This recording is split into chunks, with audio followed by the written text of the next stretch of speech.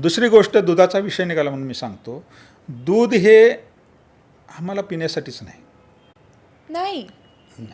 दूध हे आम्हाला पिण्यासाठी नाही. हे गाईचं दूध, तुम्ही मला एक सांगतो, गाईचं दूध असतं. गाईचं दूध 100 गायी आहेत, पण त्याचं जर वासरू असेल तर त्या कळपामध्ये वासरू गेलं तर त्या 100 गायीमध्ये जाऊन ते वासरू त्याच्या गाईला शोधतं आणि त्याच गाईचं दूध पितं. दुसऱ्या गाईला ती हात लावत नाही. बरोबर. दुसरी गोष्ट, कुठल्याही प्राण्याला जे दूध येतं हे त्याच प्राण्यासाठी असतं. अच्छा. हां, दुसऱ्या प्राण्यासाठी नसतं. गाईचं दूध हे गाईच्या बछड्यासाठी आहे, म्हशीचं दूध हे म्हशीच्या बछड्यासाठी आहे. मनुष्यसुद्धा ज्याला मूल जन्मतं त्यावेळीसुद्धा त्याला दूध काय येतं, निसर्गानं का दूध दिलेलं आहे, त्याला दात नसतात, तो खाऊ शकत नाही. त्यामुळे तर निसर्गानं दात येईपर्यंत दूध दिलेलं आहे. एका मुलाला दात हे 6 महिने, 1 वर्ष, 1 वर्षापर्यंत दात यायला सुरुवात होते, किंवा तो 6 महिन्यानंतर मुल हे खायला सुरुवात करतं. मग ते खीर करतं, परत थोडंसं कठीण खायला सुरुवात करतं 1 वर्षानंतर किंवा 1.5 वर्षानंतर चालू करतं. एका स्त्रीला, महिलेला जी बाळंत झालेली आहे तिलासुद्धा 1 वर्ष ते 1.5 वर्ष दूध येतं. त्यानंतर त्या महिलेला दूध येत नाही. ऑटोमॅटिकली ते नैसर्गिकरित्या बंद होतं. मनुष्याला पण ते दूध, फक्त दूध आपल्याला जगण्यासाठी पहिल्यांदा दात येईपर्यंत ते पिण्यासाठी आहे. त्याच्यानंतर तुम्हाला दुधाची कुठलीही गरज नाही. तुम्ही जर आज तुम्ही गाईचं दूध पिताय, म्हशीचं दूध पिताय, तुम्ही म्हणतात की माणूस हा माणसासारखा वागत नाही. का वागेल? तुम्ही मनुष्याचंच अन्न खाताय. आज मांसाहारसुद्धा प्राण्याचं करताय. दूध हा मांसाहार आहे, दूध हा शाकाहारी नाही. दूध हा मांसाहारी आहे कारण ते प्राण्यापासून येते. हे तुम्हाला पहिल्यांदा समजून घ्यावं लागेल. आज जर तुम्हाला त्वचारोग, आतमधले तुम्हाला कफ म्हणा, पित्त म्हणा, जे आपलं शरीर चालतं, हे सगळे कशामुळे होतं? फक्त दुधामुळे. आज मला हसू येतं ह्या गोष्टीचं की काय चहाची दुकान आहेत, अमृततुल्य. अमृततुल्य नाही, हे विषतुल्य आहे. हे तुम्ही पहिल्यांदा समजून घेतलं पाहिजे. तुम्ही तुमच्या जीवनामधला जर तुम्ही चहा सोडला, तुम्हाला जर चहा प्यायचा आहे तर तुम्ही नैसर्गिक जे गवताई चहा असतो तशा पद्धतीत तुम्ही घेतला तर चालतो. पण दूध विरहित, दूध ग्रीन टी सारखा, ग्रीन टी सारखा तुम्ही घेऊ शकता. तर दूध हे पहिलं तुमच्या जीवनामधून तुम्ही वजा केलं पाहिजे. तर ते दुधाचा तो एक प्रकार आहे. दुसरी गोष्ट, आमचं रहनसहन आहे. तुम्ही काय खाता ह्याला किंमत नाही, पण तुम्ही किती वेळेवर खाता ह्याला किंमत आहे. आणि वेळेवरचं म्हणजे वेळ अशी आहे की सकाळी 7लाच नाश्ता केला पाहिजे, दुपारी 1ला जेवलं पाहिजे, संध्याकाळी 7-8लाच जेवलं पाहिजे, असं काय नाही. आमच्या शरीरामध्ये बायोक्लॉक म्हणून एक क्लॉक असतो, घड्याळ असतं. तुम्हाला तहान लागली की ते तुम्हाला शरीर सांगतं तुम्हाला तहान लागली, त्याचवेळी तुम्ही पाणी पिलं पाहिजे. ज्यावेळी तुम्हाला जेवणाची ज्यावेळी भूक लागते, एकदम जास्त भूक लागते, कडक भूक लागते, त्यावेळी तुम्ही जेवण केलं पाहिजे. ज्यावेळी तुम्हाला एक नैसर्गिक विधी असतात, समजा युरिनला असतं, लघवीला जातं किंवा शौचाला आपण जातो, ते सुद्धा तुम्हाला ज्या वेळी होतंय त्यावेळी तुम्ही गेलं पाहिजे. त्यावेळी माझं काम आहे, मी थांबतो, मला अजून 1 तासाने करतो, ह्या गोष्टी नाही केल्या पाहिजेत. प्राणी बघा, ज्या ठिकाणी त्याला ती संवेदना होती त्या ठिकाणीच तो विसर्जन करतो. मग ते मलमूत्र असेल, कसं असेल, तर त्यामुळे त्याला रोग होत नाहीत. आज आमचे रोग ह्यामुळे होतात की आम्ही आता आपण एखादा सिनेमा बघायला जातो, 3 तास असतो, किंवा टी व्ही बघतो, मोबाईल बघतो, आम्हाला वेळेचंच भान नाही. एखादा क्रिकेट सामना बघतोय, युवक आहेत, शेवटची ओव्हर चाललेली आहे किंवा अजून 2 ओव्हर बाकी आहेत, त्याला नैसर्गिक विधी व्हायची किंवा लघवीला आलेला आहे, पण तो नाही जाणार, तो थांबून राहतो आणि अशा ह्या गोष्टी करतो. निसर्गामध्ये आमचं सांगण्याचा उद्देश आहे की तुम्ही नैसर्गिक चाला. निसर्गापासून जर तुम्ही लांब गेला किंवा ह्या ज्या गोष्टी आहेत, ह्या ज्या गोष्टी तुम्ही थांबल्या, तुम्हाला शिंक येते, तुम्ही थांबले नाही पाहिजे. शिंक येते त्यावेळी तुम्ही शिंक दिली पाहिजे. किंवा शरीरातून कुठलाही एखादा गोष्ट वायू विसर्जन होते, ज्या त्या वेळेला तुम्ही तो सोडला पाहिजे. जर तुम्ही तो नैसर्गिक विधी किंवा कुठलाही जर तुम्ही थांबवलं तर तुमच्या शरीरामध्ये रोग हे निर्माण होणार आहेत. प्राण्यामध्ये रोग नाहीत पण मनुष्यामध्ये रोग आहेत. फक्त तोच फरक आहे, आम्ही निसर्गापासून लांब चाललेलो आहे. तर तो फक्त प्रत्येकानं निसर्गामध्ये चालताना तुम्ही नैसर्गिक खाल्लं पाहिजे. ज्यामध्ये तुम्हाला फळं जर तुम्ही बघितली तरी फळामध्ये रसायन कमी असतं, पिकवण्यासाठी कधी कधी वापरतात लोक, पण त्या झाडाला रसायन टाकत नाही. त्यामुळे तुमच्या जेवणामध्ये जास्तीत जास्त नैसर्गिक गोष्टी आल्या पाहिजेत, फळं आली पाहिजेत आणि दूध प्राण्याचं, ह्या गोष्टी तुम्ही वर्ज्य केल्या पाहिजे. केलं पाहिजे. आणि तुम्हाला ज्यावेळी भूक लागते आणि ज्यावेळी तहान लागते त्याचवेळी तुम्ही खाल्लं पाहिजे. निसर्ग नियमानं असंच चाललं पाहिजे. कुठलाही प्राणी तुम्ही जर संध्याकाळी, आणि दुसरी गोष्ट, सूर्य उगवला आणि सूर्य मावळला ह्याच्यामध्ये तुमचं खाण्याचं नियोजन झालं पाहिजे. तुम्ही तुमच्या पार्टी आहेत म्हणजे 10 वाजता खाल किंवा 20 कधी खाल तर नाही. कुठलाही प्राणी आहे किंवा कुठलाही पक्षी आहे, तुमच्या अंगणात किंवा रानात तुम्ही राहता, तुमच्या झाडावर पक्षी आहे, तुम्ही जर खाली धान्य जर टाकलं 10 वाजता रात्रीच्या, लाईट लावली असली नाही. तरी प्राणी झाडावरून ते धान्य, त्याला भूक जरी वर असेल तरी तो खाली येत नाही, कारण का त्याला निसर्गानं ते नियम घालून दिलेले आहेत. हा एक ग्रंथरूपी नाही आहे, हे अदृश्य सगळे नियम आहेत. ह्यासाठी ग्रंथाची गरज नाही. दुसरी गोष्ट, तुम्ही जसा मगाशी प्रश्न केला की ह्या निसर्गामध्ये ग्रंथाचं जसं झालं तसं ह्यात देव कसा आहे. ह्याच्यामध्ये देव आहे, म्हणजे ज्याच्यामध्ये जीव आहे त्याच्यामध्ये देव आहे. जिसमें जान है उसमें भगवान है. वा. लाय देवर गॉड देअर. म्हणजे ज्याच्यामध्ये जीव आहे त्याला तुम्ही सांभाळलं पाहिजे. रस्त्याने जाताना सुद्धा तुम्हाला निसर्गानं डोळ्यामध्ये इतकी ताकद दिलेली आहे. मुंग्या असतात रस्त्याने, तुम्हाला दिसण्याची ताकद दिलेली आहे. तुम्ही त्या मुंग्यासुद्धा वाचवल्या पाहिजेत जाताना. तुम्ही कसंही चालताना तुम्ही हे नाही करत, कारण का जर तुम्ही मुंग्या किंवा कुठलाही प्राणी जर तुम्ही मारत असाल तर त्याचं तुम्हाला पाप हे लागणार आहे.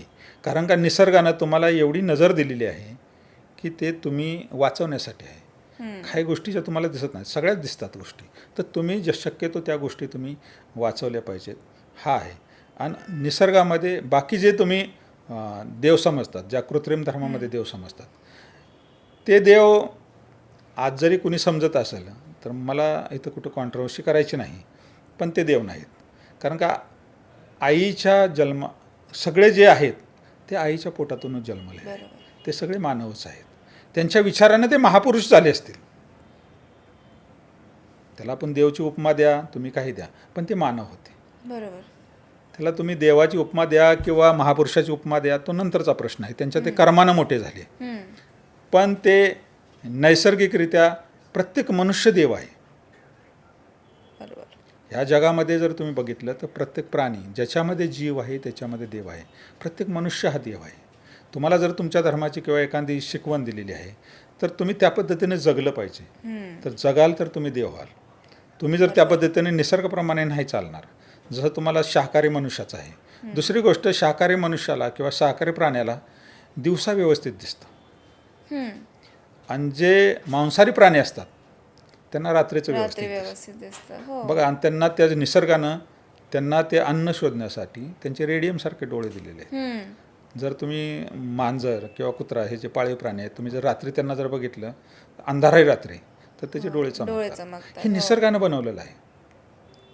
म्हणून मनुष्यानं नैसर्गिकरित्या जर चालला, निसर्गाप्रमाणे चालला, तर तो स्वतः देव आहे. तुम्ही आता हे कुलदैवत शोधत बसता किंवा हे करता. कुलदैवत म्हणजे कोण आहे? तुम्ही ज्या आईवडिलांनी तुम्हाला जन्माला घातलं ते तुमचं कुलदैवत आहे. कारण का जर आपले आईवडील नसतील तर ह्या जगामध्ये आपल्याला काही बघायला मिळालं नसतं. त्यामुळे तुम्ही कुठेही, आता संत तुकाराम महाराजांनी सांगितलेलं आहे की तीर्थी धोंडा पाणी देव रोकडा सज्जनी. तुम्ही तीर्थामध्ये देव वगैरे शोधत बसू नका. देव हा माणसाच्या, जो सज्जन माणूस आहे त्याच्या हृदयामध्ये देव आहे. कित्येक संतांनी हेच सांगितले, तुमच्या हृदयात देव आहे. तरी पण आम्ही लोकांनी, माणसांनी आम्ही त्यांना परत देव बनवला आणि त्यांची आम्ही पूजा करत बसलो. निर्जीवामध्ये कुठंही देव नाही. जर एखादं झाड आहे त्याच्यामध्ये जोपर्यंत सजीव आहे तोपर्यंत त्याची पानं आहेत, त्याला फुलं येतात, फळं येतात. पण ज्या दिवशी ते निर्जीव होतं त्या दिवशी त्याच्यामध्ये काही नाही, एक लाकूड म्हणून असतो. तसंच मनुष्यामध्ये आहे. प्रत्येक मनुष्यामध्ये ज्याच्यामध्ये जीव आहे त्याच्यामध्ये देव हा प्रत्येकाने जाणलाच पाहिजे. आणि आज आपण जर समजलं, आज जर माणसं इतकी शिक्षणानं सुशिक्षित झालेत, पण तरी माणसामध्ये वैचारिकता, पुस्तकाने सुशिक्षित जरी झाली असली तरी ते पोट भरण्याचं शिक्षण आहे. पण निसर्गाचं जे शिक्षण आहे त्यांना खूप कमी आहे. आज आम्ही जर बघितलं की हवेतून ऑक्सिजन घेतो, पाण्यासाठी जसं पाणीपट्टी देतो आम्ही, अन्नसुद्धा बाजारातून आम्ही विकत आणून खातोय. म्हणजे दोन्ही ठिकाणी आम्ही पैसे देतोय. हो पण हवेसाठी तुम्ही काही देत नाही. बरोबर. पण ह्या नाकाच्या ATMद्वारे तुम्ही सेकंदाला ऑक्सिजन घेताय. हो पण हा ऑक्सिजन कुठून येतो ह्याचा कधी तुम्ही विचार केला आहे का? बरोबर. ही झाडं नैसर्गिकरित्या, माणसानं तर झाडं लावलीच नाही पाहिजेत, निसर्ग स्वतःच झाडं लावतो. पण आज जो निसर्ग आम्ही संपवलेला आहे त्यासाठी तरी आत्ता झाडं लावली पाहिजेत. भारतामध्ये आत्ता माझ्या अभ्यासानुसार 500 कोटी झाडांची गरज आहे. गरज आहे त्या आहे. झाडांच्या आपल्याला. 500 कोटी झाडांची गरज आहे आज. तर एवढ्या माणसाला आपण ऑक्सिजन पुरवू शकतो. दुसरी गोष्ट, शेतकऱ्याला जे रॉ मटेरियल लागतं ते पाणी लागतं. पाणी हे निसर्गातून येतं. झाडं असतील तिथंच पाऊस जास्त आहे. आज जर तुम्ही बघितलं, आता माझ्या जिल्ह्याचा जर विचार केला तर महाबळेश्वर ठिकाणी जास्त झाडं आहेत, खूप निसर्ग आहे. सगळ्यात जास्त पाऊस तिथे पडतो. हो आणि तिथंच कोयना धरण आहे. हम्म. अर्ध्या महाराष्ट्राला लाईट ते देतं. कशामुळे देतं? पाण्यामुळे. पाण्यामुळे. आज हीच झाडं प्रत्येक महाराष्ट्रामध्ये, आज जर डोंगर उघडे पडलेत, माळं उघडी पडलेत, आज जर तिथं झाडं प्रत्येकाने लावली, तुमच्या वाढदिवसाला झाडं लावली, तुमच्या आईवडिलांच्या स्मरणार्थ लावली, तुम्ही किती देवाला मानताय, 33 करोड देवांना मानताय ना, 33 करोड देवांची झाडं लावा आणि त्या झाडांना तुम्ही नाव द्या. तुम्ही देवच मानताय ना, तुम्ही त्या नाव द्या. हे ब्रह्माचं झाड, हे विष्णूचं झाड, हे अल्लाचं झाड आहे, किंवा हे येशू ख्रिस्ताचं झाड आहे, हे बौद्धाचं झाड आहे, हे असं तुम्ही गौतम बुद्धांचं हे झाड आहे, असं तुम्ही झाडांना नावं द्या. तुम्ही त्यात देव पहा, तर निसर्ग समृद्ध होईल. आमचा म्हणण्याचा की तुम्ही ज्या गोष्टी मानताय त्या माना, पण त्यांना तुम्ही सजीवात माना, निर्जीवात मानू नका. निर्जीवात मानून तुम्हाला त्यातून काही फायदा होणार नाही. वा वा. दुसरी गोष्ट आहे, आपण जर ह्या ज्या धर्मस्थानाच्या गोष्टी बघतो, निसर्गामध्ये धर्मस्थानाचा काही विषय नाही. हा निसर्गच पूर्ण धर्मस्थान आहे. पण बाकी जे कृत्रिम धर्मामध्ये जी धर्मस्थान आहेत, जे आपण जे म्हणतो, त्याच्यावर मला टीका करायची नाही, पण एक वैचारिकता म्हणजे त्याच्यावर आपण एक विश्लेषण केलं पाहिजे की हे का निर्माण झाली, ही धर्मस्थानं का निर्माण झाली, किंवा ही धर्मस्थानं आम्हाला माहीत आहेत की हे दगडाच्या मूर्ती आहेत, पण आम्ही त्यांना सजीव मानतो किंवा देव मानतो. हे आमच्या भावनेचं आहे. भावनेनं पोट भरत नाही. बरोबर. भावना करणारी पोटं भरतात. त्यामुळं ही धर्मस्थानं का निर्माण झाली ह्याचा पहिल्यांदा आपण विचार केला पाहिजे. पूर्वीच्या काळी कसं, तुम्हाला एक उदाहरण देतो. आज जर आपल्याला बिल्डिंग बांधायची असेल तर तो बिल्डर, एक 200 माळ्याची बिल्डिंग आहे आणि तो बिल्डर बुकिंग करायचे, तर तो एक फ्लॅट बनवतो, एक त्याला शॅम्पल फ्लॅट म्हणतो. बरोबर. तो फ्लॅट बनवल्यानंतर तो लोकांना मग जाहिरात करतो की अशी अशी बिल्डिंग आहे, असा असा फ्लॅट आहे, तुम्हाला मी देणार आहे आणि तुम्ही बुकिंग करा. ग्राहक येतात, ते शॅम्पल फ्लॅट बघतात आणि त्याला बुकिंग करतात. बरोबर. पण ज्यावेळी ती 2 वर्षाने 1 वर्षाने बिल्डिंग उभी राहते, त्यावेळी सगळ्याला ताबा दिल्यानंतर, त्याप्रमाणे ती बिल्डिंग बनते आणि त्या ताबा दिल्यानंतर तो बिल्डर ते शॅम्पल फ्लॅट तोडून टाकतो. हो. कारण का शॅम्पल फ्लॅटचं काम संपलं. काम संपलं. असंच आहे. पूर्वीच्या काळी लोक जंगलात राहत होती, त्यांना कपडे कसे परिधान करायचे माहीत नव्हते. अडाणी लोक. आत्ता मागील काही वर्षापर्यंत आपल्याला म्हणजे कापडाचा शोध लागायच्या अगोदर तर पूर्वी जर झाडाची पानं लावून माणसं राहत होती. अशा पद्धतीत आपण सगळे पुस्तकात बघतो. तुम्ही सगळ्यांनी पुस्तकं वाचलेत की हे नंतर आहे. तर ज्यावेळी लोकांना सांगण्यासाठी गावाच्या मध्यभागी किंवा मोक्याच्या ठिकाणी असे माणसाच्या मूर्ती बनवल्या, महिलांच्या मूर्ती बनवल्या आणि त्याला त्यांनी कपडे परिधान केले. लोकांना सांगितलं बाबा अशा पद्धतीच आपण वागलं पाहिजे. अशी स्वच्छता, जशी त्या धार्मिक ठिकाणी स्वच्छता असते, अशी तुमच्या घरामध्ये स्वच्छता ठेवा. असली पाहिजे. हे मंदिर नाही, हे तुमचं घर आहे. बरोबर. हे घरासारखं राहा. हिथं जे असा पेहराव केलेला आहे, कानात घातलेला आहे, नाकात घातलेला आहे, किंवा महिलांचं जे आहे, किंवा पुरुष जी मूर्ती आहे त्याच्यामध्ये काय फेटा आहे, सदरा आहे, खाली धोतर आहे, हे जे आहे हा तुमचा पेहराव. अशा पद्धतीनं तुम्ही राहा. हे सांगण्यासाठी एक मॉडेल म्हणून ते बनवलं. मॅनिक्विन म्हणूया आपण दुकानातली. जसं आता शॅम्पल फ्लॅटअपसारखं बरोबर. हे शॅम्पल बनवलेलं.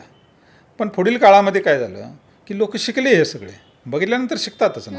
शिकल्यानंतर हे शॅम्पल फ्लॅट जसा तोडला तसा हा शॅम्पल जे आहे जे दाखवलं होतं हे तोडलं पाहिजे होतं.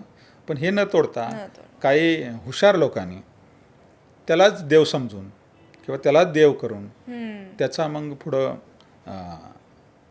सगळा व्यवसाय केला किंवा जे काय चालू आहे ते आपल्याला सगळ्याला माहीत आहे. पण देव तिथं नाही. देव तिथं नाहीच. देव हा तुमच्या हृदयात आहे. देव आपलं हृदय म्हणजे आपण संपलं.